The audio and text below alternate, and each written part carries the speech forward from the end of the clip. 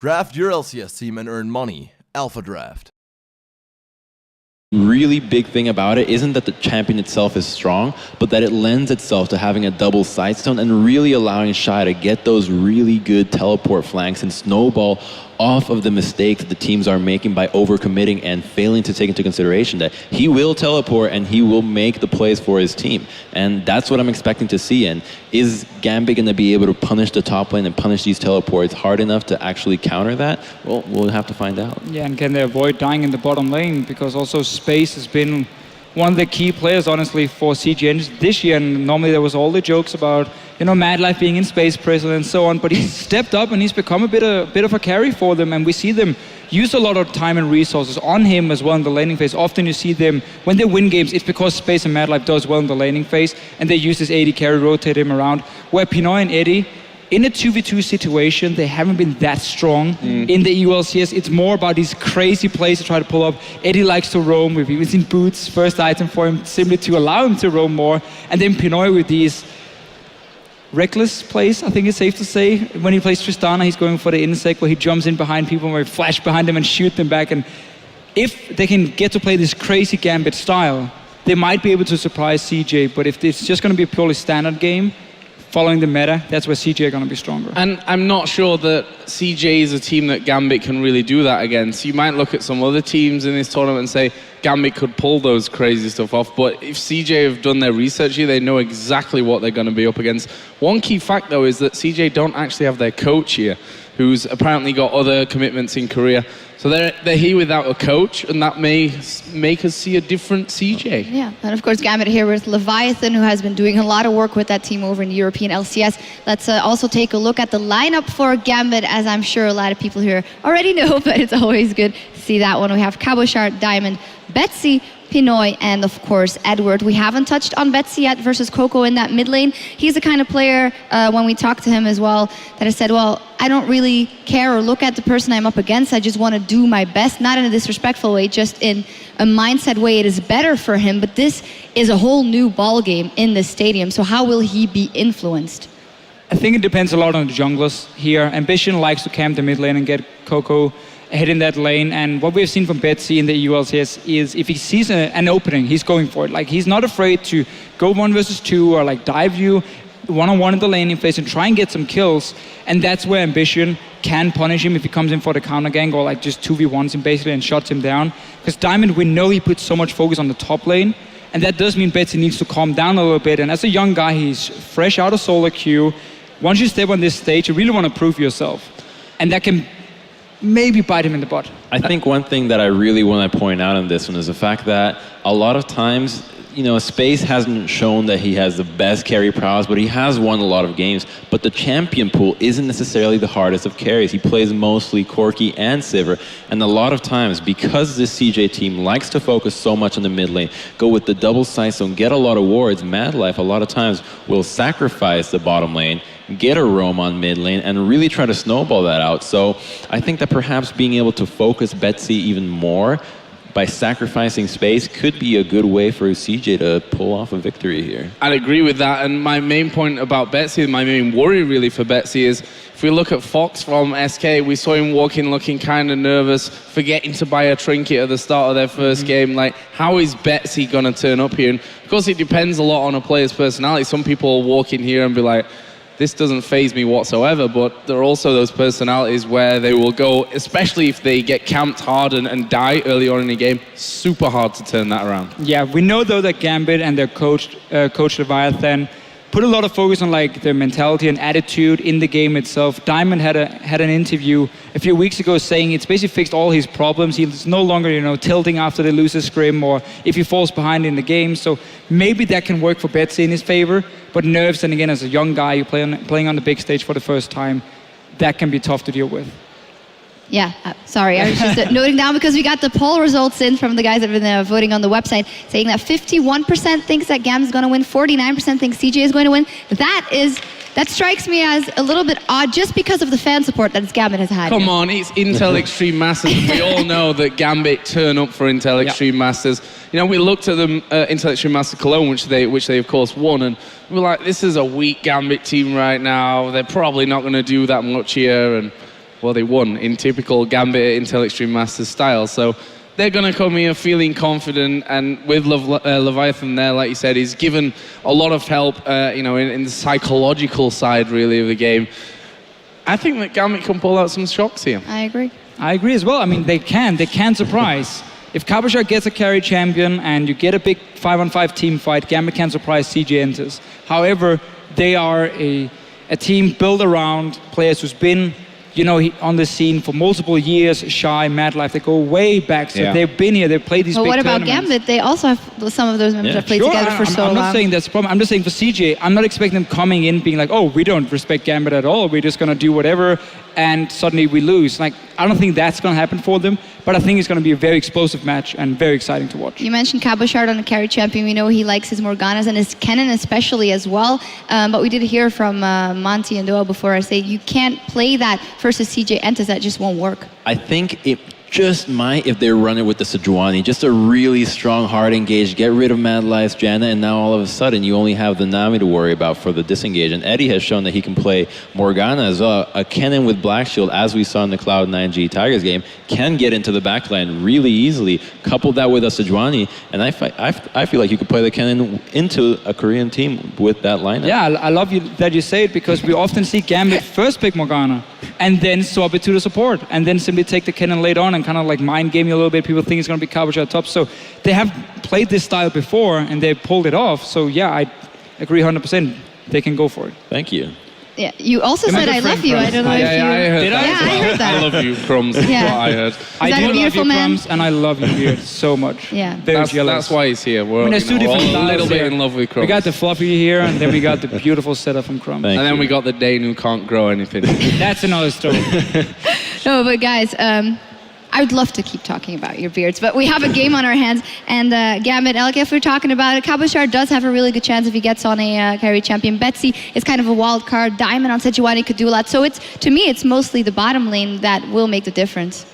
I agree on that part, because Pinoy for me he's such a weird AD carry to describe, because he has games where he's playing perfectly safe and he just sits back and he does everything you normally would expect from an AD carry. And then next game he jumps in 1 versus 3, he gets like 1 kill, then he dies, and you don't really know how to explain his style. He's super reckless and like careless in the way he plays, which is both good and bad. It can go completely wrong for him and we can criticize him, or we can say, wow, he just won the game because he jumped in and killed Mad Life. Yeah, Amazing actually called him Pinoy Jenkins. I thought that was a Fits good pretty find. well. Just jumping in that one. If it comes to standard lays and standard start, the CJ Entus is the kind of team like GE Tigers who can go even over a little behind and then just roll over because of their team fight coordination and vision. Of course, absolutely. When they come, a lot of the wins from CJ have been making a lot of flanks and trying to come back in these team fighting environments. It's a team that has been always really good at team fighting, and I think one of the really key factors in that has been Shy being able to carry on tanks. Now he consistently gets multi-kills on champions like Mundo and has really good target selection on Maokai, especially with the Righteous Glory build that we see on all the Maokais nowadays. And Mad Life, when he plays champions like Thresh and Annie, even though they haven't been the primary champions for him this split, he's still able to find the engages and are extremely well coordinated with Ambition, who on Lee Sin, excellent champion for flanking. So I wouldn't be surprised to see a CJ perhaps take a small deficit in the early game and be able to come back. And I wonder actually if, they want to go the whole Kennen route, whether they'll even think, Mad Life, if you look down his stats, do we take that Janna away from him completely? Is that actually in our plan when it comes to bans? I think they should ban it away from Mad Life. Yeah. But I just want to see if Gambit can finally play a game where they don't really make mistakes in terms of their strategy, because normally what they do is to get a big lead early on, and then they don't really know how to pull it off, and that's where CG Entus will have enough time to go late game and just pick the right fights. We'll find out in just a bit, and also see the picks and bans. But first, we got to see the teams, and Chobra is ready to introduce them to us. Thank you, Shocks, and we are indeed ready to see the teams. We've gone through Group A so far, but we have so much more waiting for us here in Group B. Truly a staple match in League of Legends, and of course for the Intel Extreme Masters. And what a better place, or none better than a place here like Katowice in Poland for the World Championship. First up, the team coming in from the Intel Extreme Masters circuit, winning in Cologne, it's going to be Gambit Gaming!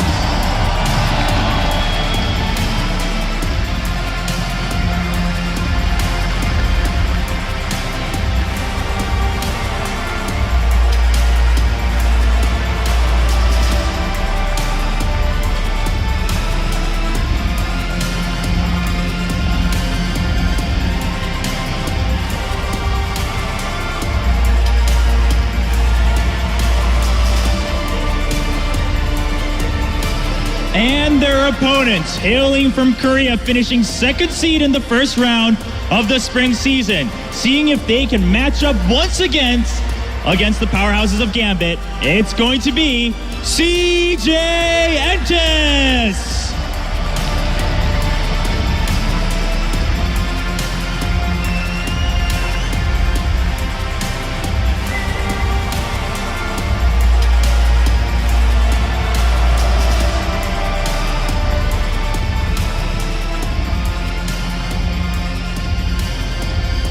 There's no much more to say. Are you ready? Then let's get right into Group B here at the Intel Extreme Masters World Championship back at the expert desk. Thank you, Chobra. I'm ready too, and that's because of that intense bass every time the teams come on. You cannot be not hyped. Now, I'd like to bring this up from the previous instance that we had and say that you said I love you and I didn't answer it back. I'll say it now. I love you, man. Now, for this pick and ban, though, it's gonna have to be, in my opinion, really focusing on the top lane. Now, I bring it up all these matches pretty much. Top lane, top lane, top lane. It's about the teleport that is so important nowadays because the top lane allows you to impact every lane. A gank happens bottom lane, bam, teleport, countered immediately. What I think Gambit has to do, bait out the teleport from Shy, and all of a sudden you got Cabochard bullying Shy and snowballing really heavily up there. Sounds pretty easy, honestly. I mean, despite Shy's teleport, he's normally one of the best in Korea and using it, but still. Yeah. We talk a lot about the top lane, different style from Shy and Cabochard, the carry and more the frontline tank. Yet, most of the bans we've seen so far today, it's often around the jungle here, and we see whoever gets that Rek'Sai really has the early advantage. I want to see if CJ is fine giving Rek'Sai over to Diamond and Gambit, who's on the blue side, and then take like a Lee Sin for Ambition. I think it's an okay trade to take, but then you got to get the likes of maybe a Janna coming in from Mad Life, which I would expect to be banned away, especially if Gambit want to run this cannon here. You got to target some of these disengaged supports to make it work. Indeed. And is that the right way to go? I mean, are you putting that much focus on supports when we know that, he said Shy's not, that he plays more the tanks rather than the carries in the top lane, but he carries with the tanks, which is obviously a huge problem for him. Mundo, for example, been banned out a hell of a lot, and when not, he's been doing ridiculous things on it. Surely when you look at CJ, and we've not really touched on Coco even in that mid lane, no, there's a lot of big bans you've got to go for. Yeah, LeBlanc against Coco has been a fairly standard ban beforehand. He's a fantastic LeBlanc player, and you probably don't want Betsy facing up against him on that champion here in the start. I mean, Betsy has no games of LeBlanc played this season, which would be, beneficial if you can bust it out in this game right now. Well, we are going to be dropping here into the picks and the bans. Of course, Gambit starting out here on the blue side have first choice.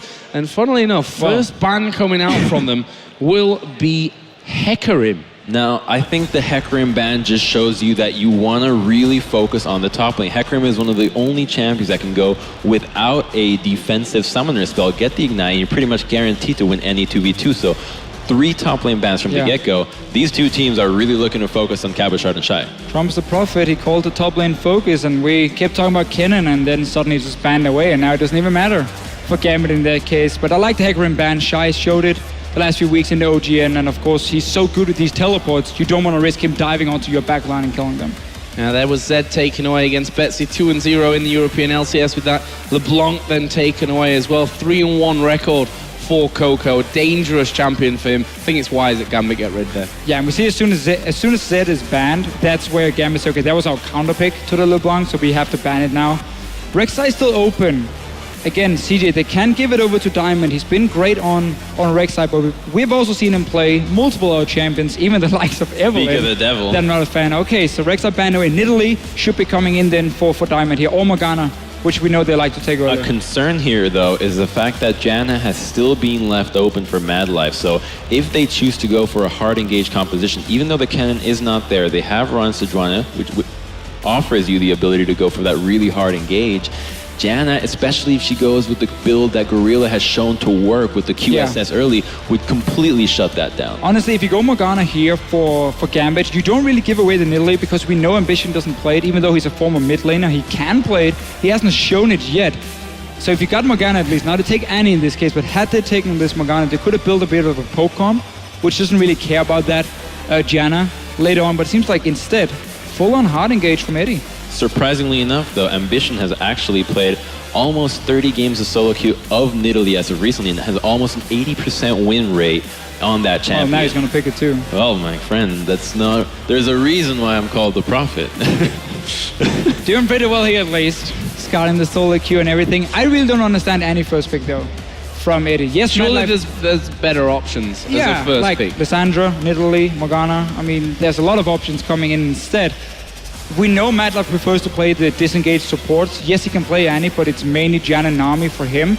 So it's not even a takeaway in that case, and it's not really a flex pick either. We've only seen support Annie coming in from Gambit, so I'm a little bit surprised about their first pick. If you go for the really hard engage, I'm still really hoping for that Sejuani from Gambit, or I guess Lee Sin, but just something that can really get on the backline and instantly pop them, I think they really have a good shot on what they'd be going for. They're going for the Lee Sin and the Corki. Now, Corki is a champion that offers so much magical damage in the mid-game power spike as well that lends me to believe that perhaps an Aurelia pick coming out from Cabashard would eventually, because you need a little bit more damage because Lee Sin doesn't pack that much in the late game. Same goes with the Corki, and it lends your top laner to be a physical damage carry because you already have the magic damage from the Annie and the Corki. I think Gambit can be fairly happy that they get Lee and Corki after first picking Annie there. I mean, Sure. Corki is the favorite champion of Space up until now, played in most games on it, 4-for-4 record. But what does that now leave open for CJ on the other side? We can see double AD carry come in for them with Ezreal mid lane if they want to. They've played it before. It's going to be an all-in kite composition. I'm still expecting the Janna for MadLife. You have Lulu top lane. Okay, Nami works as well in this case. And now with Ezreal mid lane, we might even see like a Giacomo composition for them, which is so hard to play against unless this Annie can flash tippers perfectly in the mid game. Because once you go too late game and you get QSS and everything on your AD carries, that's where suddenly Gambit won't really find any ways of engaging the fights. Now, I'm really worried for CJ right now because they're picking such an incredibly difficult team comp to execute without having any frontline. You have the Nidalee, and if you want to run the Juggernaut double AD comp, you really don't need that Nidalee. You have enough with the double AD carry. Right now, you don't have a tank. You don't have anybody that can really stand in the front line and soak up any damage for your team. So this is a very difficult team comp to execute, and absolutely love the Twisted Fate pick. We have seen it work against the Juggernaut top lane. and can really get into the back line, and just if Kog'Maw mispositions a 2-second stun, nullifies the entire comp. That's very true, but we have seen CJ and G Tigers run these Juggernaut compositions, these kite comps where they don't have a front line and they play so well around it anyway, because everyone knows exactly when to go and deal some damage back away. When you have Nami Lulu buffing up a hyper carry as well, you need 2 or 3 hits and a target is out of that fight. So for Gambit side here, Jarvan top lane, I've heard them talk about it a few times. Normally you run Ignite with it as well, not a teleport, and it's just all in win your laning phase.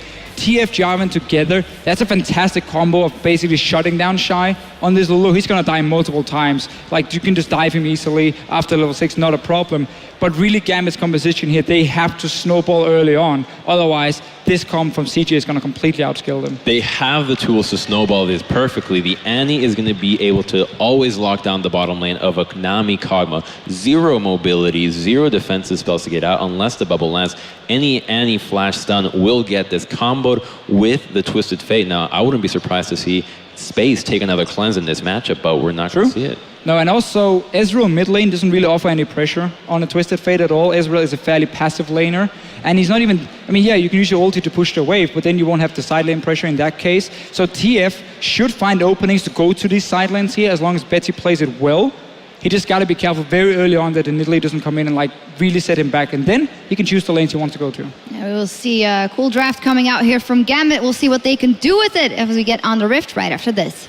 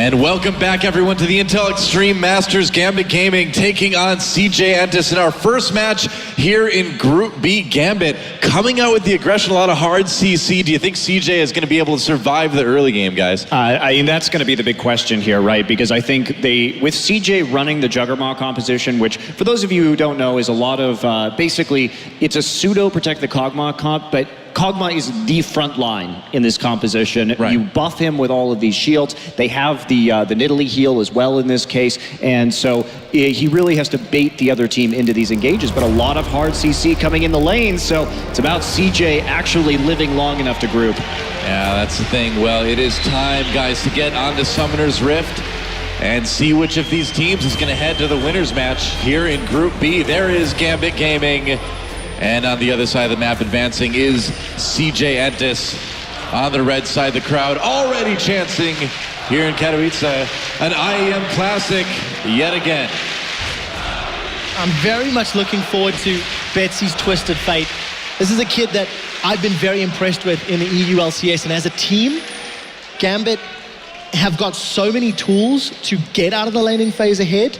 But I think it's all going to hinge on Betsy's ability to sync with Diamond and impact those lanes. Those first Destinies and Gates and Roams are going to, I think, really dictate the rest of the game. And, you know, it's important to mention, too, this is Ambition's first game on Jungle Nidalee. Now, Ambition, the old mid laner for CJ Entus Blaze, and a renowned Nidalee player, and it has been a bit confusing as to why he hasn't played this champion sooner. Well, yeah, we talk about this like every week on Champions. So that Ambition, he's got this great jungle pick in Nidalee, but now we finally see it for the first time here at the Intel Extreme Masters. It's cool to see the Twisted Fate on the other side, too, because that's something that we haven't seen ourselves in Korea for a long time. How do you think Coco's Ezreal is going to be matching up against that? It should be fine. I mean, it'll be mostly a farm lane, but the thing is, Ezreal doesn't have a lot of wave clear pre-6, so Betsy can, in fact, get a pretty free ultimate right off at 6 if he manages his lane properly. We do see the lane swap coming in. Yeah, I want to see how Pinoy handles himself on this Corki. And in all of his previous games, he tends to play very aggressively, really, really getting into the faces of his opponents. And Pinoy is the kind of guy that will Valk in, which could be the death of him. So we should keep our eyes on that. Well, we do see the lane swap is being called right here. Pinoy and Edward do take the Gromp, and so Pinoy a little bit of damage right here, but he will be heading up into that top lane, finding the Kog'Maw and the Nami. They're it's a bit rough. They're going to give that level 2 to Edward. I wonder if they're going to try something here in the mid lane. We'll see. Ooh, but already Cabochard waiting.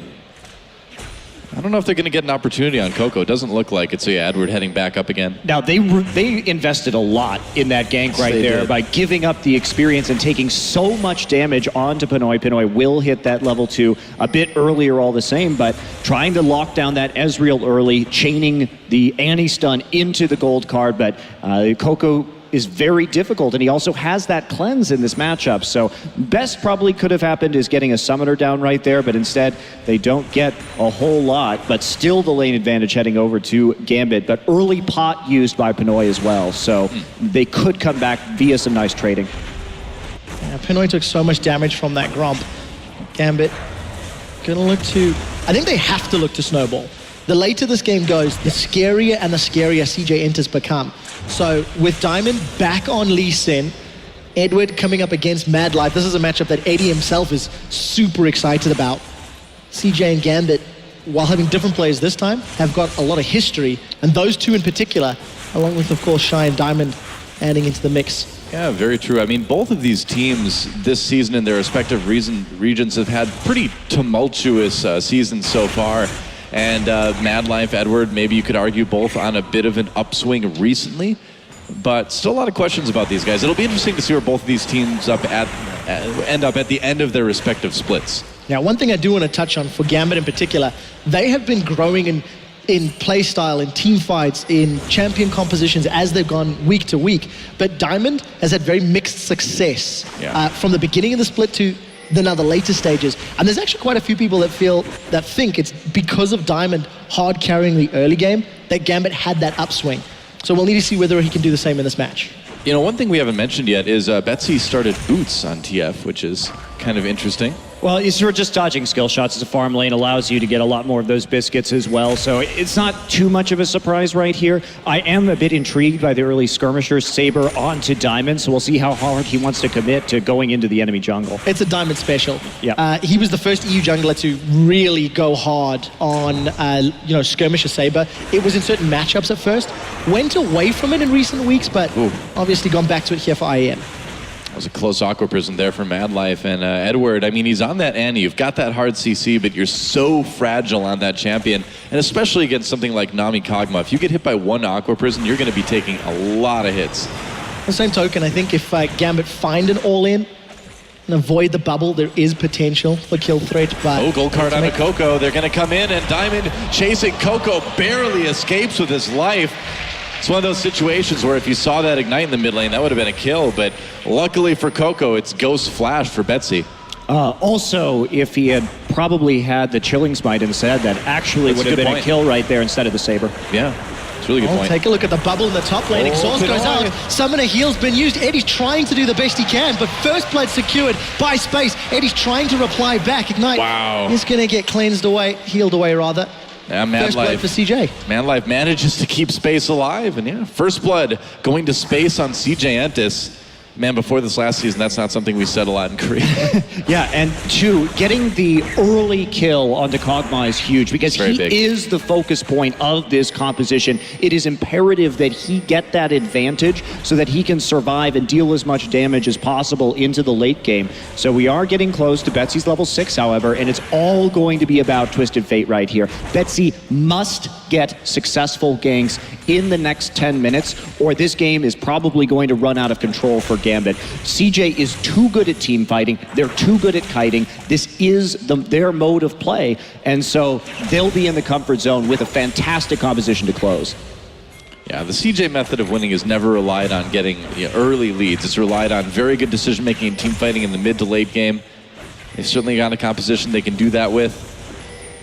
I think both of these team comps actually exemplify their respective teams' play styles. Yeah, very true. CJ's all about the kiting, as you've already mentioned, Monty, and Gambit have shown consistently they're all about team fights, and they really, really like all-in. You can see Eddie's roaming down to this bottom lane, but I don't see a lot of kill threat onto a Flash and Wild Growth Shy while he's under his turret. Looks like they might be thinking about trying it anyway. Yeah, Diamond coming down, Edward running up. They saw him with the ward, though. And there's support from Ambition coming in. This could get risky, but Destiny's available. I think they're going to use that one, Doa. They're going in. Stun, there's the Destiny coming in. Shy getting blown up pretty quick. True Shot Barrage comes through as well, too. They do get the kill onto Shy. Ambition remains under the turret, and that was a successful gank for Gambit. They made it out. Oh, but actually, Betsy's still a little bit low. Gotta dodge. He messes around, did the tri-brush, avoids the spear. Oh, but Coco comes in, helps Ambition pick that one up. Diamond on the run now as Mad Life comes down as well. So in the end, 1 for 1, but it was a kill for Gambit. Was it enough, Monty? You're shaking your head, man. Well, you have to make that kill and then obviously not die afterwards. Betsy giving one back to Coco. They don't have any tools now to get pressure on the map. And in fact, they all get chunked out. And look at this. Mad Life and Ambition instantly in the enemy jungle getting those deep wards in. So you can't trade right now. Gambit is really, really kind of all in with this strategy. And you have to make those clean tower dives. And I think their choice of going on to Shy, you don't want to play against Shy's teleport. Shy is a fantastic teleport user. He will show up on the other side of the map. So they try and do it over there, but Mad Life was already en route, and they didn't have the wards to make sure Ambition wasn't there. Yeah, pretty much. It looks like, luckily for Gambit, though, they'll be able to pick up that red buff after the little bit of the invade for CJ. And both teams kind of backing off for now. Teleport advantage not really going for either side at the moment, as Cabochard did use his pretty much right after Shy did to get back to lane.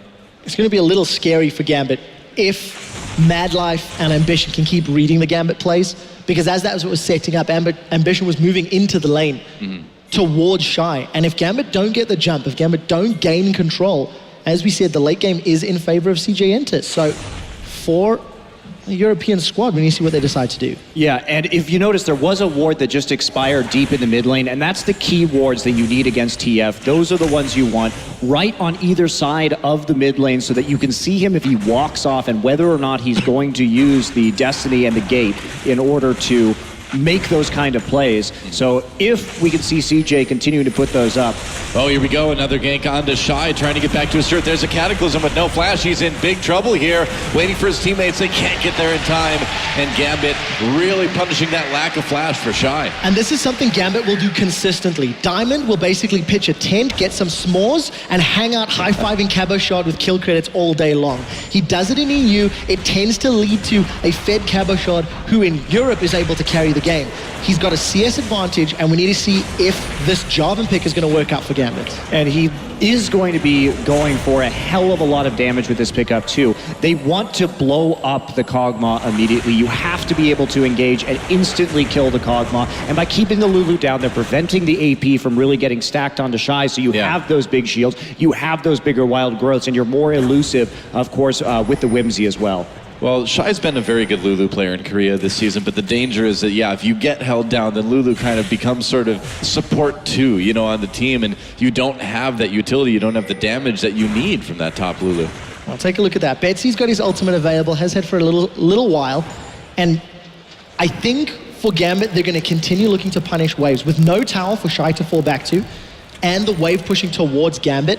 I'm interested to see if Cabochard tries to freeze it or tries to hold it, make Shy's life a little more difficult, force some more decisions to be made about where he moves around the map. But for the time being, Gambit holding even a small advantage thanks to having that tower killed in the bottom lane. And of course, Cabochard is going to be so dangerous here if he gets rolling as well, because part of the strategy for Gambit has to be to split push into this game, because if he goes for this full damage Jarvan and he continues to build into a Hydra, he's going to be able to push so effectively, and with the constant threat of Betsy TPing into his lane to finish off kills, who on CJ is going to hold the lane? It's very difficult. They are going to lane swap and let Shy move a little bit forward.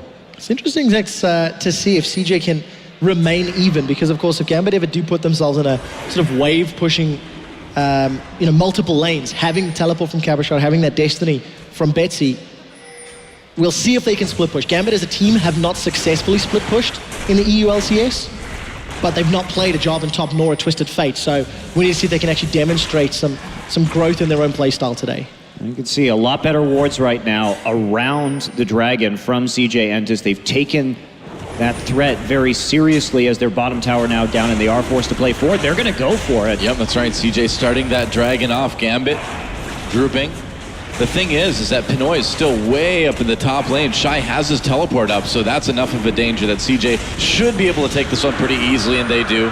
Gambit not really in a position to respond to that one, and that's exactly what CJ wanted. Betsy didn't even use his destiny for vision, so I wonder if Gambit just had no intention of fighting over that objective at all. I think that was a pretty easy one to give up. Again, with Pinoy all the way up in the top lane, I don't think they were really planning on contesting that one from the beginning.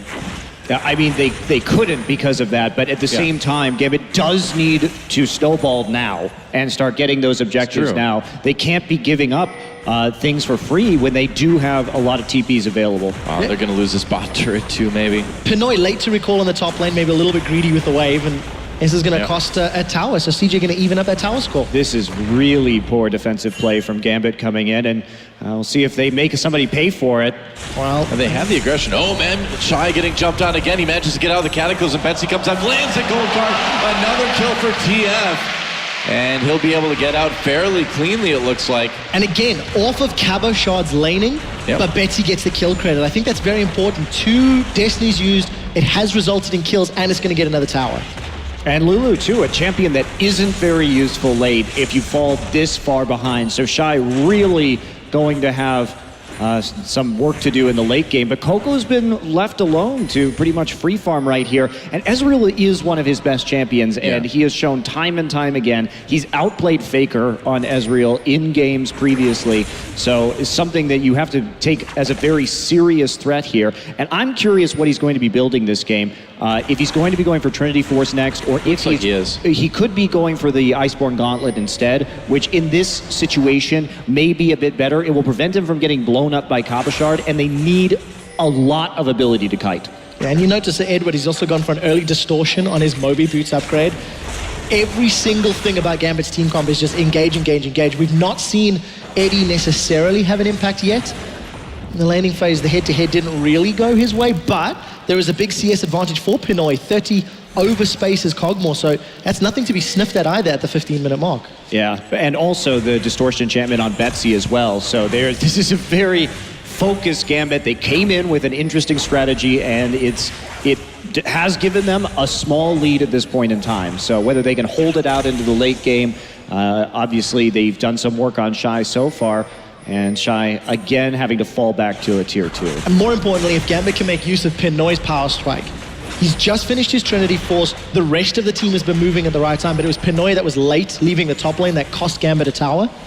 They can't afford too many of those mistakes. Yeah, this is great. You're absolutely on point. Look at this. Everybody moving right into the mid lane right now. And they don't have great wave clear. Coco has to ult in order for them to really make short work of these waves. And they could just group and push for the time being. You know, Ambition's Nidalee. We did talk about him being such a good Nidalee player in the mid lane back in the day, but he hasn't really been around that much. He's gotten a lot more farm than Diamond, but Diamond's been creating the kills. I wonder how a Rengar pick would have maybe worked out in the place of this Nidalee. Well, he was still there to counter gank with Nidalee in that bottom side, and look at this, more action. Edward in the bush. Wow, Ambition doesn't check it. They're going to turn. There's the Timbers. Ambition taken out. The gate comes in anyway. They don't even need it. Meanwhile, Diamond in a little bit of trouble. They'll be able to back off, though. Ambition just walked right past that bush, didn't he? Well, actually, I think Gambit could have gotten a lot more right there had they planned that one better, because Diamond was in underneath the turret, and they invested both Cataclysm and Destiny into killing Ambition. So they may have been able to clean up even more and perhaps gotten to tier 2 had they saved some of these abilities. Instead, they're going to take a lot of damage onto their mid lane turret from Coco. So there was a lot used for just one kill right there, and Gambit is dependent on these cooldowns in order to kind of keep this game moving forward. That is true, and with the Dragon coming up in about 2 minutes, they're going to need to be very, very careful about how they use this when that gets a little bit closer. Pushing up that mid lane for now. I honestly think a better use of Gambit's time was pushing the mid lane right there, because here's the thing about Twisted Fate. If you get that outer ring of turrets down first and you have that advantage, you open up so many ways for TF to outplay the enemy team. They had that Trinity Force power spike before Kog'Maw completed his. Now they may get it. Well, we'll see if they can commit.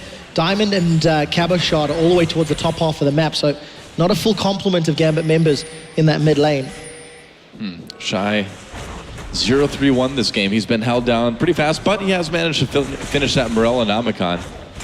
Just in time, too, as that Dragon is coming up in about a minute now. You can see CJ trying to take vision control around that area. Oh, Coco takes an opportunity to get some damage in. Got to be careful, though. Gets hit with that gold card. Kick back in. Can they turn it around? Ambition coming in. Manages to get the kill onto Diamond now. Cabochard on his way out space. Putting a lot of damage in on that Kog'Maw. This mid lane turret may be in a little bit of trouble now. Yeah, still a lot of wave clear, though, but good for CJ. Yeah, they really turned that around instantly. You could see the speed at which some of these TPs are coming in from CJ. Now they have that 30-second timer. Diamond will be back up in Ambition. I think he's going to get dunked, and he is dunked. That is a lot of damage coming out of that top lane Jarvan, but that's what happens. And something else to point out, that mid lane fight, Pinoy was once again not in the right place at the right time. He was down bottom. As the engage started, Gambit tried to jump into CJ, and then as Pinoy was roaming up, he was late to the party. Gambit already lost a member. Yeah, still, that was a great play by Cabochard to turn this one around. Found the jungler at a crucial juncture, because now Dragon is live. Ambition still down for the count. Yeah, that's right. If CJ can hold off long enough for Ambition to come back, then that lack of Cataclysm for Gambit may be a little bit of a disadvantage, but it looks like they're going to start that Dragon right now. And is there anything CJ can do to stop this? They don't have to fight this at all. Maybe they'll try and land some pokes, see what they can get from the outside, but the main thing is preventing any further objectives from being taken, like the mid lane turret. I really like the fact Pinoy was trying to zone away CJ, get some rockets down Betsy for backup of those wild cards. So Gambit secure the Dragon. Actually, thanks to Cabochard finding the kill, which was thanks to having a ward in that part of the jungle. But now can they defend? Again, Pinoy went bottom lane. Gambit most likely going to lose this tower. Can't rely on Twisted Fate alone. And this is the thing. You keep pointing out Pinoy, and I think you're absolutely right. He's been in the wrong place pretty much this whole game. He's in top lane when the dragon is being contested. They don't have adequate vision over that objective early on, and then he immediately retreats down to the bottom. There's no actual defense. So in the end, it's a tower for a tower, and we only see a 500 gold advantage here at 20 minutes. Gambit is really running out of time. Yeah, I really hate to sound like a broken record, but the longer this game stays, even the happier CJ going to be. Oh, yeah. Despite the 0-3 shy, he's still relevant. He's still got AP. With the Lucidity Boots and the Morellonomicon CDR, he's going to have multiple shields, and he's going to have Wild Growth basically for every engage. You know Wild Growth is going to be up before Destiny on the side of Gambit. So I just think for Gambit, they need to try find a way to break into the CJ jungle and get some deep vision down to make more aggressive plays. And the scary thing about playing this full damage Jarvan is that he dies so fast in the late game. You just literally can't stay alive through burst. If you're lucky, you'll jump onto somebody on Cataclysm and hit them down to 50% HP. But with all of the defensive abilities on this CJ team, you get a Lulu shield down and a Nidalee heal, not even to mention, you know, the Nami as well. Yeah. And there's not really going to be anything to do, because if we just kind of theory craft out how these team fights should be going for Gambit, it's Kabashar going in, maybe Betsy comes in for a flank with Azonias on TF, and Edward following up, you know, with a Tibbers, because you don't want to have to use that flash if you don't have to, if you can already pre-engage with Cataclysm. And Mad Life can nullify so much of that with just a single tidal wave, and the more that they stack up, once we see the Crucible finished on Mad Life, it just becomes harder and harder and harder and harder for Gambit to win. And it's so important to note, despite the fact that CJ are behind in CS in the top and the AD carry role, because of the towers and some crucial kills on their side, they're not behind in itemization. So No, not at all. Gambit's like window of opportunity gets smaller and smaller and smaller, and the longer they're not engaging and jumping on CJ, the happier CJ will be. So, Well, that's the thing. I mean, Gambit has been able to get in there and make early kills, but every time they have, CJ has been able to answer with an objective, answer with a turret, and at the very least get kills of their own, relatively keep up in CS. So how much of a window really was there? Yeah, Ambition hops out of it, flashes out of the Cataclysm. There's a flash from Diamond. They kick him away, though. They get the turret in mid, but Ambition escapes, and they used, again, a lot to try to take him down. Yeah, kind of a preemptive kick from Diamond right there. That wasn't going to be enough to actually get the execute off. So Ambition actually saves his skin. They do take some jungle on the way out, and at least they get a turret for it, start to open up that gold lead again, but it's 1,000 is very small. something we also have to highlight, I was touching on CS for the lanes, but the jungle disparity is massive. Diamond's 66 CS to Ambition's 109. For a guy playing Lee Sin, he really needs to have a bigger impact in this early game, and it simply did not work out. Is this going to steal? No. Nope, not quite. It was close. It was close. They got me excited, the observers. That's true. It's not Faker's. It's not Faker's Ezreal. It's Coco's Ezreal. It's good. It's good, but two shot barrage steals aren't quite as much there. But yeah, you're absolutely right about the two junglers. I mean, same kills, same assists. Here we go. TF coming in. It looks like they may catch Mad Life. Whoa! Never mind. Goodbye, TF. CJ turns this one around. Space with the kill there. Twisted Fate. He was there and then he wasn't. He got Mad Lifed. Insta That's bubble. right. Tibbers hits. Tibbers. It does hit right at the end of that dodge for Ambition. He's going to get taken out. I thought they missed, but it caught him at the end. But Pinoy may still be in a little bit of trouble here. CJ, they get the speed from that shrine. Will be enough to catch up. Not quite. He can still keep on moving. There's the arcade shift. Yeah, there it is. And the flash will secure it for Coco.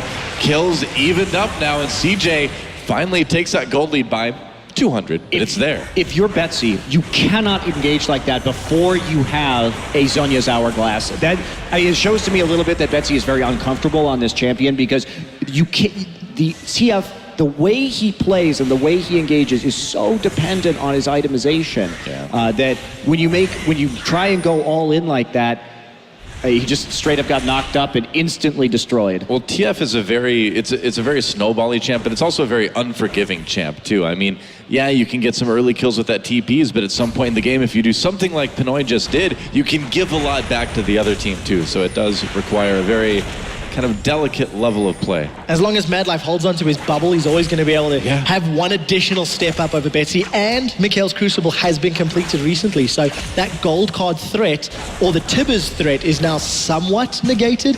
Still going to be some importance and space to be in the right place because there's so many threats they're going to be trying to jump on him. Yeah, ambition too. Just in terms of the itemization, he's narrowing in on Azonia's Hourglass right now, which will be absolutely huge for them. That's just another way that he can dodge all of this hard CC that's going to be aimed at him. And the Nidalee, like you're saying, the farm differential is going to be very big because Nidalee is such an insanely powerful late game jungler on 4 or 5 items. Her poke is just absolutely enormous. The heal that she gets, and she's just going to make the Kog'Maw auto attack even faster than he already is. Really not very confident in Gambit. They've lost that gold lead now by 25 minutes. It's been a defensive game from CJ, but this is typical CJ. Wait it out, play for the late game. Yeah, I mean, this is like a very, very typical CJ because the early leads their opponents get early on doesn't seem to matter a whole lot. For years, they've relied on the mid and late game in their team fighting. They will lose that turret up and top.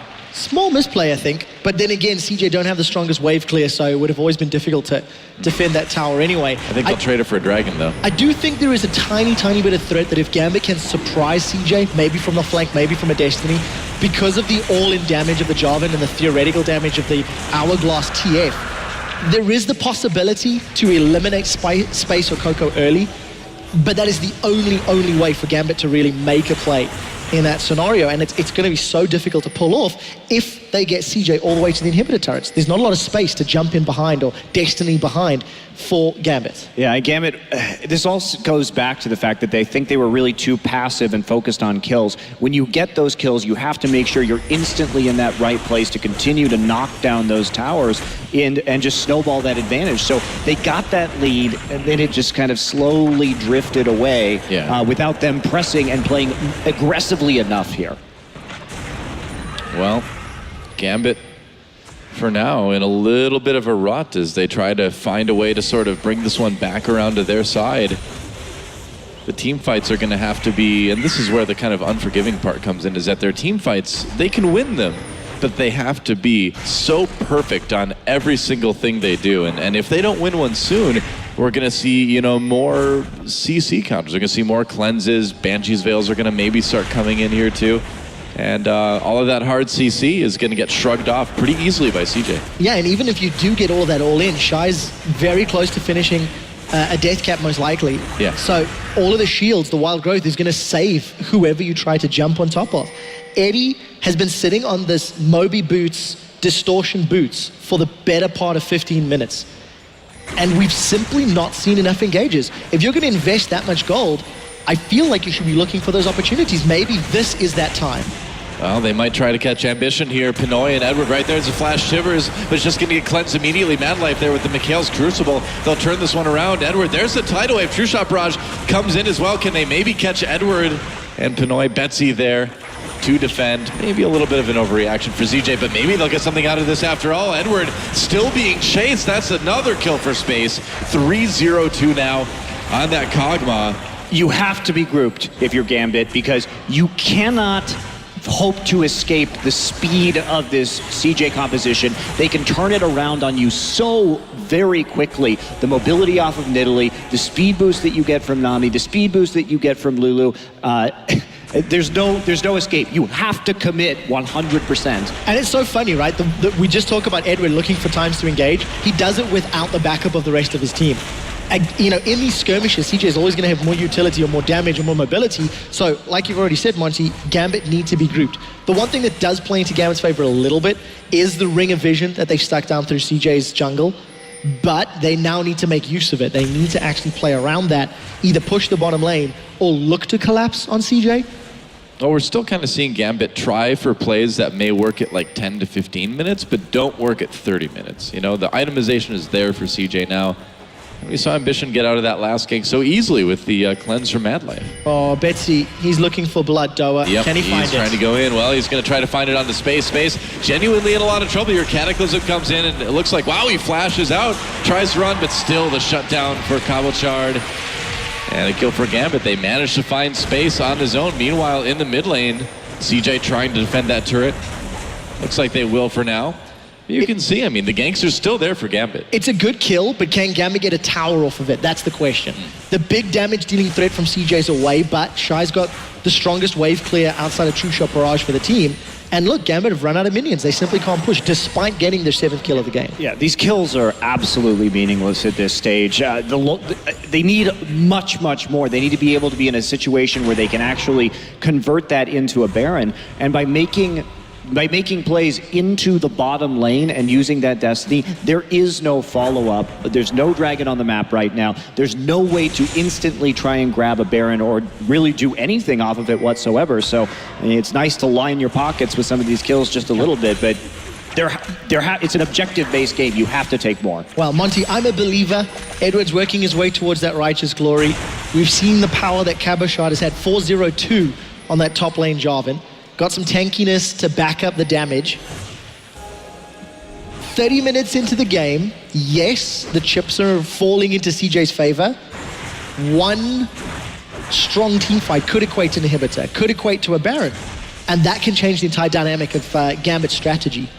Yeah, they got to do it now, though, because CJ... Oh, he misses his Q on the Mad Life. Wow. Uncharacteristic miss for a Diamond there. And the thing that's coming into play right now is we're going to see double blades on the 280 carries and double hourglasses on the top end jungle. And at that point, they're going to be able to kite so efficiently and dodge the hard CC that it's going to be ridiculously difficult. So when CJ hits that power spike, they may just start trying to look for fights. So it's going to be the 5 Ds of dodgeball. I think you're right. I can't remember really many of them, but, I agree. Duck, dive, and dodge. Okay. Patches a Houlihan. He is somewhat of a hero to me. I'll keep that in mind. Do you have a little picture above your better home framed? I have one over the hotel, actually. Oh, really? Yes. Cool. So that much of a fan. You should bring it tomorrow.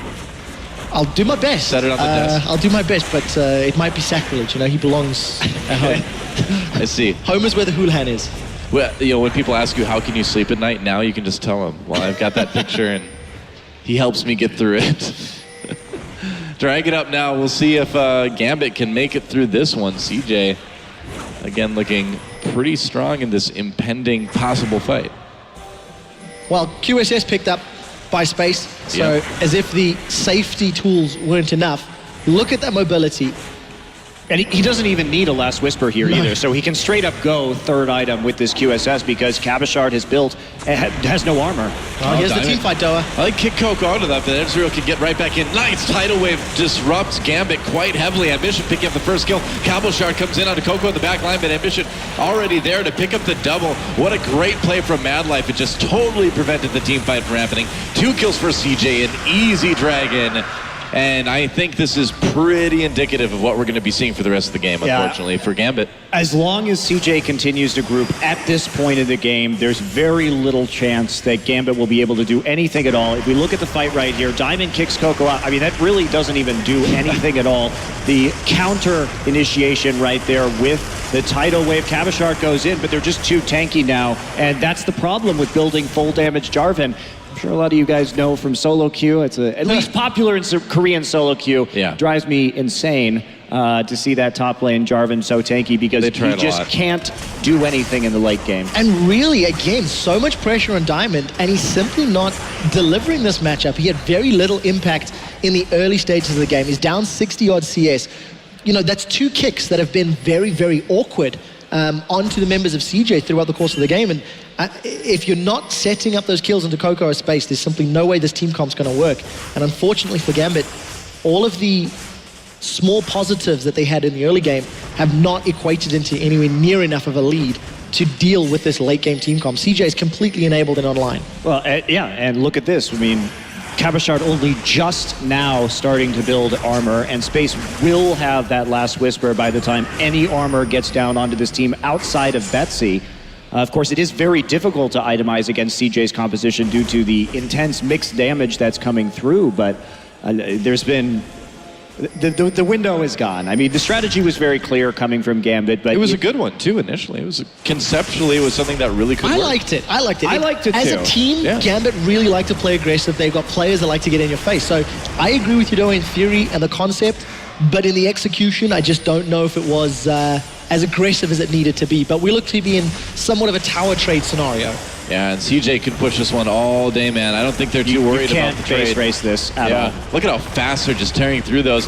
And they're just going to go right onto the inhibitor turret. I mean, the bot lane for Gambit is there to try to defend, but this is not a race that Gambit wants to take apart in. And one of the scary things now for this game as well, too, that with the double blade on CJ, if they get an opportunity, they can take down Baron so fast. Yeah, it's ridiculously quick Barons that are possible here. They need very, very little time. The crab will be expiring right there, and so will the last shred of vision around that Baron. Yeah, and despite the gold and kills and towers looking even, the headroom for CJ Entus' team comp and the possibilities that they have, on the condition they don't give up an early kill, CJ can simply do whatever they like in a team fight, because that is Gambit's only way of winning a team fight. Maybe they can split push, but Shy's doing such a good job. No, that was a Destiny used purely to check if they were doing Baron. I was wondering. And now that that's down, they have to face check it. So this is likely going to be... Javelin to the face? Oh boy, yeah, wow, that's a lot of damage onto Bestie. Aqua Prison on the Diamond to prevent the safeguard, and that's an easy kill for Space Diamond, in a little bit of trouble as well, taking a hit from that ebb and flow. Has to dive into the Raptor pit. A little bit of gold for Pinoy. Yeah. And this Lulu is just so dangerous to give CJ or the GE Tigers. You know, we were talking about it this weekend, but that is one of the things you have to take away, because the Koreans are so good at solo lane Lulu. Certainly. And it just, that's the level of skill on that champion just hasn't really appeared outside of that region. And even when falling so far behind here, Shy managed to find the farm. He's been behind the whole game, but is caught up and knows his limits very well. I think they want to fight this while they try. They lost that tier 2, but I think that's a worthy trade for a Baron, of course. And that's exactly what we were just talking about, right? A small opportunity for CJ and a very quick Baron. Yeah, any day of the week, you'll trade an inner turret for a Baron. But for Gambit, you know, they tried to make this work, and unfortunately, they've fallen behind. I really want to reiterate the Lulu solo lane. Just, it has been underwhelming in Europe, but Gambit, they might find ambition one more time. Yep, that's right, trying to take him out. Mad Life with a big Aqua Prison, not quite enough to save him though. Nice Cataclysm from Cabo Shard, that may be a kill on the Mad Life. Certainly will be. Edward picks that one up. And so Gambit still showing they've got some teeth, catching a couple members of CJ in the jungle. And if only that had happened before the Baron was done, because that's exactly the play that Gambit would need to actually contest one of these objectives. And Ambition has been playing a little bit foolishly without vision at points during this game and getting caught out. And he really makes his team pay for it right there. Well, his Nidalee has been okay. You know, it hasn't been really spectacular, but it hasn't been that bad either. And I think one of the problems we've been seeing with Ambition all season long in Korea is that sometimes he does get a little bit kind of wacky in where he decides to walk in the late game. Well, he's been so do or die based on his ganks on Coco in the mid lane as well. That's really been the heart of CJ's strategy, is to get Coco rolling. This game he just chose to farm, wanting to play passively, wanting to respond to the lanes instead. But he hasn't, I agree, been the biggest factor. He's farmed up well enough. Banshee's Veil now, Hourglass complete. He's even got the defensive stats to back up the AP damage on that Nidalee. Interesting to see that he picks it up at the Intellectual Masters World Championship. Arguably, because the competition plays so much Nidalee. Yeah, I mean, it is interesting. Forming it to be a contested pick in that regard. Yeah, I agree with you. I think this is the time to bust it out. Yeah. For sure, just because we do see such an emphasis on that jungler from a lot of these Western teams. Well, we knew it was going to happen for Ambition at some point, too. You know, like we mentioned before, he was such a successful Nidalee player when he was a mid laner on CJ Blaze that it seemed natural that eventually he'd move into the jungle Nidalee as well. And this is his first game on it competitively as a jungle Nidalee. Well, he's got the AP to back up his former mid lane ways. Look at all the Gambit wards in the bottom half of the river. There was 5 of them in this area. So there are Were Dragons being started. But again, Gambit, they need to try find the right target. And look at the poke damage from CJ. And also Gambit the heals. can't find an opportunity. Yeah, Coco did take a little bit of damage right there, but instantly back to full. Now Dragon getting very low. Coco already looking at that team fight. Actually, Diamond stole the Dragon. CJ comes in, though, with a kill onto Betsy, so getting a little bit of revenge for that one. But I think Gambit, they really do need to prevent those dragons, and I guess Diamond jumping in and stealing, that's one way to do it, huh? Well, that did prevent the 4 dragon stacks onto CJ, which that is pretty would big. have been made this game accelerate towards its close, but they're just dashing up the mid lane. And with Betsy dead, they lost a lot of their wave clear right there. No Destiny used, no Righteous Glory used. Gambit were half-hearted in that engage on the Dragon. Ends up costing them, but Diamond has stolen a few this year already. Okay, well, here's where we get to see if Space can channel his inner prey and play this Kog'Maw up to the level we've seen the GE Tigers do. Well, the thing about the Juggernaut composition is that Kog'Maw is so fast and so shielded, he can just walk up and shoot the tower. Yeah. And that's why it's incredibly difficult to defend against the Siege, because you do not need a minion wave. And there goes the first inhibitor of the game, taken by CJ. Just like clockwork, just so well executed. Yeah, very, very crisp. The thing about CJ and the thing about the Korean teams in general is that they really know how to get everything they can out of small advantages. You know, they're very decisive about, okay, we got this kill, now we need to move in and do this immediately. And when you don't hesitate like that, you can get them. It's quite funny to see as well, because Gambit's comp had so much threat, but it was also very, very linear. So in order for Gambit to have made this work, they also needed to play around the vision very well, and they simply have not had enough vision control behind CJ's lines. So every time Gambit have looked to engage, CG Entus have been well aware of it. They backed away. If you think of that previous Dragon fight as a prime example. And the only times that Gambit have really picked up kills was either camping Shine Lane or jumping onto Ambition where CJ didn't have that the wards placed. Yeah, that is true. Mad Life here with the Talisman as well, picking that up. We did see it used during that last engagement. Just another tool to get out, kite out of these engagements. And it's... and an Elixir of Sorcery as well. You got to pick up that extra AP. You know, I like the true damage on my tidal waves personally. Hey man, this is just the next step to like Nashor's Tooth, and then you could just go full attack speed damage on the Ambition. A little bit of trouble. There's the gold card. Zonia's right after that though. Does it give CJ time to respond? Ambition's still in trouble. There's the Cataclysm. They use so much, but they do get it. Betsy with the kill there. How is CJ going to respond? Coco over the wall has got a lot of shields. There's a QE combo though. Tidal Wave comes through, doesn't save Coco. There's a double for Betsy. Pinoy still a little bit low here. They are pushing CJ back, but no. So wow, CJ Space gets the triple kill. Is he gonna get more? There's the quadra. Cobble Shard already way back though. I don't think this is gonna be a penta, but CJ's trying, man. They're rushing for it. But this Kog'Maw, man, he has reached critical mass. He is doing so much damage now. And that's the thing that works so well in this composition. If you invest as many cooldowns as they did on not Kog'Maw, Kog'Maw will kill you. Yes, that is true. Composition win. That's what CJ happy for. Throw it on the front line, throw it on Ambition. It took so long to take him down. CJ clean up. They're going to get another inhibitor from this one. Death timers are still so long. Yeah, the death timers are getting to be a bit of a concern. CJ may be able to push this one a little bit farther. They certainly don't need to, and yeah, they're not going to. But with 2 lanes of super minions pushing through, and like we just saw, you know, well, like we're seeing now, look at everything they use on Ambition. Yeah, Ambition actually dodging the gold card right there with the Zonia's Hourglass, and then the knock-up, so they invest so much into taking out Ambition, and yet here comes the cavalry at the end. Coco right there on the side, the zipping forward Kog'Maw. You start to see how much damage he can do. Cabashard goes in again, gets knocked up, and it's just lights out for Gambit after that. They don't have any more tools to deal with this. Space perfectly happy, face tanking everything in the world right now, and Diamond certainly not able to do enough damage. Space just lifesteal tanks him out of the rest of that fight. Yeah, that's a quadra for Space. And now Baron, the point of contention for these two teams. Look at all the Banshees fails too as well. The top and jungle still for CJ. Looking pretty safe. The longer Gambit try to dance around Baron in the river, the happier CJ's going to be. They got super minions in 2 lanes. It's just a matter of time until CJ either decide to commit on Gambit to let the super minions do the work or go for Baron. Because again, they're going to melt that so quickly. And as long as Gambit is in the river, they're not defending their base. So it's just a ticking time bomb here until CJ have enough presence either through minions or to maybe catch Eddie out of position. Well, the nice thing that Gambit has had this entire game is that they've had great control over the Rift Scuttler, and that has actually delayed CJ quite. Holy smokes, that is a fast Kog'Maw. Goodbye, Edward. Yep, Kog'Maw is basically a nightmare for everybody on Gambit Gaming right now. He's fast, he's got shields, he does tons of damage.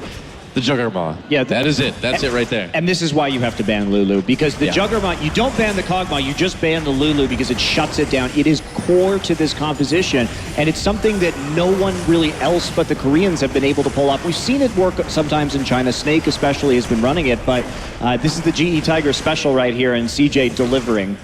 Yep. Not very frequently played in EU, but does have 1 or 2 wins under its belt.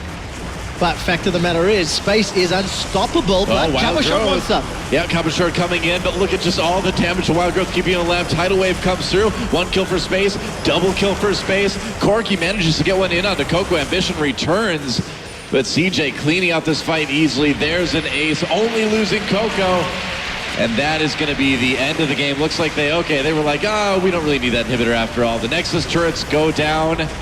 Only Edward up to try to defend, and CJ Entus off the back of the Juggernaut strategy will be able to survive that aggressive early game from Gambit Gaming, take down the Nexus, and win the first game here in Group B. GG. Well, I don't know. They just couldn't push that advantage hard enough, and CJ's a team that is used to just turtling it out and waiting until they can 5v5. I like the theory, I like the team comp, I even like the playstyle from actually both of these teams. Gambit was looking to play to their strengths, but they just didn't find the opportunities. They weren't able to tower dive frequently enough, they weren't able to get kills. A few weeks ago, Eddie said he was excited to play Mad Life again. Yeah, I mean, doubt that feeling's remaining. After that game, I'd have to agree with you there. But I do think Gambit Gaming had a good plan coming into this one. It was just CJ being able to survive the onslaught from Gambit Gaming and kind of turn it around in the mid and late game. It's fun to watch. Personally, for me, I feel that it's a little too high risk. It is super all in. All in. It is. However, I feel that this strategy, if you contrast it to say how Cloud9 tried to play against GE Tigers, in the context of the team that is playing the composition, I think it fits more to Gambit's playstyle. Yeah, and especially what's worked for them in the EU LCS. They also didn't do overly aggressive dives. They just didn't do enough dives. Well, for Gambit, it was good. For Gambit, not quite enough in game 1. Time to throw it back over to the expert desk to see their take on the first game of Group B. Thank you very much, guys. Indeed, CJ getting the better hand over Gambit there. But as we got into the beginning of the game and standard lanes, a lot of eyes were on Betsy and what he could do. And actually, he did execute it pretty well on TF in the beginning and timing the right teleports, Fisho. Yeah, it was a good start for Gambit as a team and Betsy as well. I mean, there were maybe a few times where they used a little bit too many ultis to try and get like 1 kill. And they really needed these ultis ready as often as possible to snowball the lead, because it was going to be like, okay, Betsy, go gank top lane now. You get the first kill for Cabochon. Then Diamond will come up next and you get the second kill. Like, that was the way they wanted to play it. They used the Jarvan so well early to get an early lead and get these towers down. I really liked that play. The problem for Gambit was just they hit a bump in the mid game where it felt like they didn't know how to keep pushing that lead. And that's why they got into these big team fights, which were in favor of CJ. I think an unsung hero for this matchup that obviously we'd see nothing about it because it's just such an odd way of playing the game. Well, the cleanse from Ezreal. Now, you'd assume that Lee Sin would want to snowball the entire map for the solo lanes, get the Twisted Fate ahead, get the Jarvan ahead, but all of a sudden the Ezreal with the cleanse is no longer a ganking target just because he can always escape the Twisted Fate. And yes, Twisted Fate can get out of lane against Ezreal fine, but so can Ezreal just because of that summoner, especially against Yanni in the later team fights. Yeah, they had so much protection by the end of it as well. There were Zhonya's everywhere, there were Banshee's Veils everywhere, Scimitar, Talisman to run away, all of that stuff failed for you. It's just almost impossible, I think, to lock a team like that up. Oh yeah, in the end, I mean, once we got full late game, Gambit couldn't win in terms of 5 versus 5. And if you look at the mid game for them, what Gambit should have done with their comp as well was just do a 1-4 split. Because you had Twisted Fate and Corki sitting in the mid lane. That's a fantastic combo at really poking down towers fast. Not where you stand and you get like 10 hits. No, it's like 1 hit at a time. You got the Twisted Fate throwing the card. You got the Lich Bane, or not the Lich Bane, the Trinity Force, sorry, for the Corki early on with the Sheen. So you have a lot of instant damage on a tower. And Cabochon was so fed on this Jarvan that nobody could one-on-one him. So if he had a lane to push in on his own, and the 4 guys in the mid lane, you would have controlled the jungle.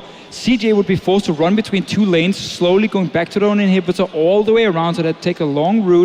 And they couldn't kill the Jarvan, because if you go 2 guys to gank him, either Betsy comes in with the TF ulti, or you just 4-man push that mid lane and just take it down. So easy with the Corki and TF. So Gambit had the tools to really push their lead. Instead, though, they decided to back away, be a bit more passive, and look for dragon fights, which of course were not in their favor. I actually somewhat disagree because we saw them try to do that actually with the Edward hiding in the brush. They did the 1-4-1. Remember that Annie was hiding, and while CJ tried to counter it, they out-rotated them and get the Annie behind the Nidalee, get that kill, but they didn't keep that up. They only did it once. But that was the problem. That is not the 1-4. The 1-4 is where you have lane control. You had 4 guys in the lane. Once you push it up to the tier 2 towers, that's where you can walk into the enemy jungle. You deny them vision, you get your own wards down, and you don't play around them being in their own jungle. You play around them having to take the long route around to their towers and being unable to stop a Jarvan from swift pushing and diving that Lulu again and again and again. TF will always be able to move from mid lane to top lane way faster than anyone from CJ can react. And CJ is also not running with any hard engage. So once that TF pulls to top lane, yes, you might have a 4v3 in the mid lane for CJ, but you can't engage because you have no engage. So Gambit just backs away at that time, and you keep moving around these 2 lanes and use your globals, and you are insanely strong Jarvan. It's not about walking in the jungle and just creating a pick on the Annie. Schooled. Well, see, I'm going to let you guys go in a second because actually we have a post-game interview ready with Ambition. And I am here with Ambition, the jungler for CJ Entus, who just won their first match in Group B. Of course, congratulations are in order, and we have to find out how does it feel to kick off the tournament with a win. 네, 첫 이제 승리 축하드리고요. 뭐 대회를 이렇게 승리를 시작할 수 있어서 소감이 어떠신지? 일단 다행히 이게 단판이다 보니까 어느 정도 걱정은 하는 부분이 있었는데 어쨌든 저희가 이겨서 일단 한시름 놓은 것 같아요. Yeah, because it's a best of one, you never know what's going to happen, so we were a little bit worried, but of course it's a great relief to have taken that first win and be able to go to that winner's match. Now, we saw Ambition's Nidalee. A lot of people wondered, why hasn't he been playing jungle Nidalee? He used to play it in mid. We don't see it that much in Korea either. I want to know, has it been a secret strat that they've been preparing specifically for Katowice? 그리고 오늘 이제 니달리 픽을 보여주셨는데 한국에서는 뭐 전체적으로 흔히 보이지도 않고 또 앰비션 선수는 오늘 처음으로 픽을 하셨어요. 이 대회를 위해서 준비를 하셨던 건지 아니면 한국에서는 그냥 기회가 없어서 저희가 보질 못했던 건지 궁금하네요. 뭐 연습 같은 거는 대회 때 안 쓰는 챔프도 어느 정도 하는 편이라서 그런 건 상관없었고요. 갬빗이 보니까 갬빗 상대로 니달리를 거의 다 모든 팀이 배나더라고요. 그래가지고 그게 핵심 픽이라고 생각하고 좀 주기 싫어서 저희가 뺏어온 그런 느낌으로 가져왔어요.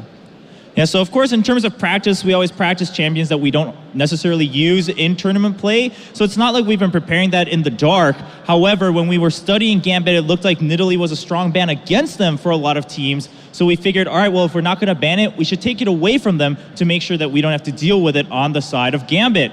Interesting to hear, another interesting pick we saw was on the flip side. Gambit playing Twisted Fate in that middle lane. Does CJ Entus see it coming? 그러면 반대쪽에서는 또 갬빗은 이제 트위스트 페이트를 픽을 했는데 많은 분들이 별로 예상하지 못한 픽인데 그 팀원들은 서로 혹시 예상을 했었는지 궁금한데요. 저희는 아리를 할 줄 알았거든요. 근데 트페는 솔직히 예상하지 못했는데 그냥 조합 보니까 저희 조합을 되게 좀 잘 그러니까 끊어 먹을 수 있는 그런 조합이더라고요. 그래서 되게 조합은 좋다고 생각했었는데 저희가 그래도 잘 풀어서 어떻게 이긴 것 같아요. Yeah, we were actually expecting an Ahri instead of the Twisted Fate. We didn't really see it coming. As soon as they locked it in, we saw why they picked it. It was a good idea to try to cut us off and make some picks during the game. We played it a little bit safer. We were a little bit worried, and I think we countered it well in game. Now, in the process of countering that, we did see Ambition getting caught out a little bit more than his teammates, but which led to a lot of successful team fights for CJ Entus. Was this maybe a little bit more planned that Ambition would just draw out a lot of those ults? Because Gambit blew a lot just to catch Ambition a lot of these times. 그리고 이제 경기 중간에 그럼 중반부터 또 엠비션 선수가 가끔 뭐 먼저 좀 잡히고 그런 경우가 많았는데 그걸로 인해서 갬빗 선수들이 뭐 궁도 다 쓰고 뭐 그런 소환사 주문도 많이 쓰는 경우를 봐서 CJ 팀이 전체적으로는 한타를 많이 이기는 모습을 봤어요. 그게 어느 정도 설계가 됐던 뭐 경우인가요? 아니면 그냥 어쩌다 보니까 운이 좋게 한타가 진행이 됐나요? 저는 당연히 잘리기 싫었죠. 좀 살고 싶었는데 아무튼 그러니까 저희가 저 빼고 나머지 4명의 조합이 워낙 세다 보니까 상대편의 궁우주노가 좀 높다 보니까 그게 4대5를 해도 저희가 이길 수 있었던 그런 거였던 것 같아요. Yeah, well, of course, I didn't want to get picked and die. I didn't want to be the sacrificial lamb for my team. But in the end, we weren't too worried because, yes, they were so reliant on their ultimates. And my team was very strong with just the 4 remaining members. So if they blew all their ults on me, it was still going to be a pretty easy 4v5 in the late game when it came to team fights. Now, as we see behind us, we do have the other 2 teams preparing in Group B. It's going to be World Elite and Team Solo Mid, wondering if Ambition has a preference on who they would rather meet, because TSM has some former teammates. On the flip side, World Elite, it's that classic China-Korea matchup. 그럼 이제 다음 경기 승자 경기에서는 월드 엘리트나 그리고 TSM 둘 중에 하나를 만날 수 있는데, TSM에서는 뭐 전에 같은 팀원이었던 선수들 계시고, 또 월드 엘리트는 항상 한국과 뭐 중국의 그런 라이벌 경우가 있는데, 어느 팀을 더 만나보고 싶나요? 일단 만나보고 싶은 팀은 일단 TSM인데, 솔직히 저는 W도 되게 응원 많이 해요. 일단 한국인도 있고, 그래서 W도 올라왔으면 하는데 뭐 누가 이겨도 저희는 좀 상관없을 것 같아요. Well, of course, personally, I do want to play against TSM a little bit more, but I have a lot of support for World Elite because they have some Korean players too. Of course, Korea and China, we've always had that relationship as some rivals in the region. So secretly, maybe I'm looking, well, both teams, I'd like them to come up so we can play them. But in the end, it doesn't matter. I don't think it's going to affect us too much. We'll get to find out shortly after this next game between Team Seoul Mid and World Elite. Back to the expert desk. Thank you very much, guys. Another fantastic interview by Chober and some nice words from Ambition there. Crumbs, I did cut you off before, and I know you had something to say about Shy on Lulu, as he was very far behind early, but it doesn't matter if you're running this comp. That's right, because the Lulu, we've talked about it as a pick that you have to ban out against these 2 Korean teams in the tournament. And it's because this champion does not need items. She is very good just playing from behind, just how both of these teams are. Her CC and the ability to protect is just unmatched, and even though the Jarvan was really far ahead, Jarvan 1v1 would not be able to punish the Lulu. Tower dive her by himself. He definitely needs somebody else to help her out. And Twisted Fate? Exactly, needs somebody else, but it's not a lane that really gets all that much pressure just on a one-on-one. Even in the 4-0, you saw him just not being able to really punish the champion on a one-on-one. And you just don't really have many champions to actually do that just because of the nature of the defensive shields and the whimsy and the slow. So I just don't want to see any team facing these Korean teams and giving them Lulu away anymore. Yeah, and also great coordination coming out of CJ Entus. I do want to touch on Gambit shortly because a lot of expectations on them, as always, here in Katowice. But I feel like those structural problems they have is something we've seen in the EU LCS a lot. The fact that they can't push through an advantage. I'm not sure that they can fix that into the next game, Joe. Yeah, I think that's just a fundamental problem with Gambit right now. Yes, they've shown signs that they're getting better. Diamond, as you said himself that they're in a better place both mentally and in game, but we didn't really see it there. They got to a point where they needed to start making waves, where they needed to start setting up whatever to do something with this game, and they sat back a lot. They're walking around the map. We saw one close to the end where Edward walks up into the top lane as Annie and then gets caught off halfway down. Like, they didn't really know what they were doing, it seemed. And I think that's something that you don't just fix overnight. No, again, as you said, it's been a problem for them in the EU LCS. Typically, they manage to win the late game team fights, however. They're often, when they play the likes of Kennen and so on, where they have a good late game setup. Here, it was all about snowballing that early game. And CJ, they managed to really respond well to all the pressure coming in. We heard Ambition talk about how they didn't expect the Twisted Fate, so they had to really adjust to it in the moment, and they did. So full credit to them. They played this kite composition really well, and they won the game. Yep. And we'll see who Gambit will be up against, of course, later. The next game coming up will be Team Solo Mid versus WE. By the way, you can catch previews on both those teams and how they can do here at IEM Katowice on theScore esports.com. And we'll see them on the Rift after the break.